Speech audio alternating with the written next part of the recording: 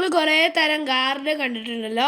അപ്പോൾ തന്നെ നമ്മളൊരു സ്പെഷ്യൽ ഗാർഡനെ ആണ് ഇപ്പോൾ പരിചയപ്പെടുത്താൻ പോകുന്നത്. ഇപ്പം മുണ്ടക്കയിൽ ദുരിതം ഉണ്ടായല്ലോ, ഉരുൾപൊട്ടൽ. ആ ദുരിതത്തിൽ കുറേ ആൾക്കാർ മരിച്ചു പോയിട്ടുണ്ടായിരുന്നല്ലോ.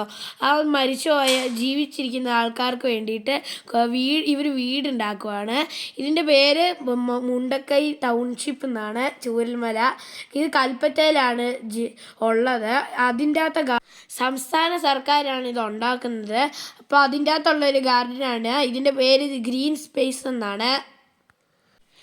ഇതിലുണ്ടാക്കിയേക്കുന്നത് 410 വീടുകളാണ് ഇതുണ്ടാക്കുന്നത്.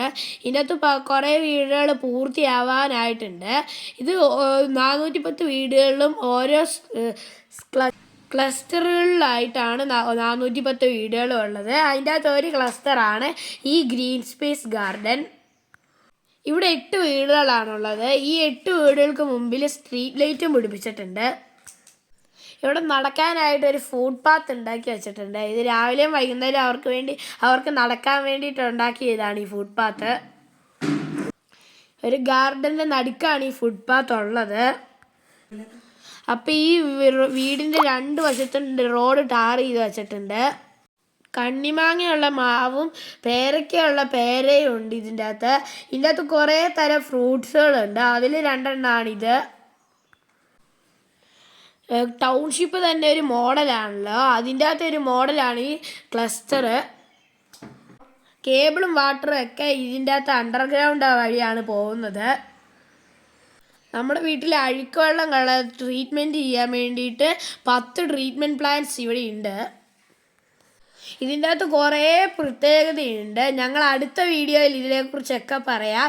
നിങ്ങൾ പറ്റുവാണെങ്കിൽ ഒന്ന് പോയി കണ്ടോളൂ. നല്ല രസമാണ് ഈ ഗാർഡനൊക്കെ കാണാൻ. മാർച്ച് 1-ാം തീയതി ഞായറാഴ്ച 11 മണിക്കാണ് മുഖ്യമന്ത്രി ഇത് വന്ന് ഉദ്ഘാടനം ചെയ്യുന്നത്.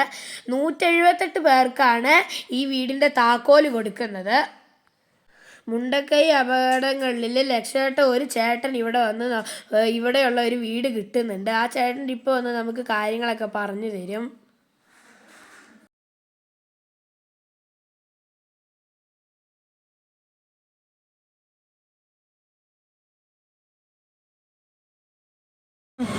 അടിപൊളി, സൂപ്പർ.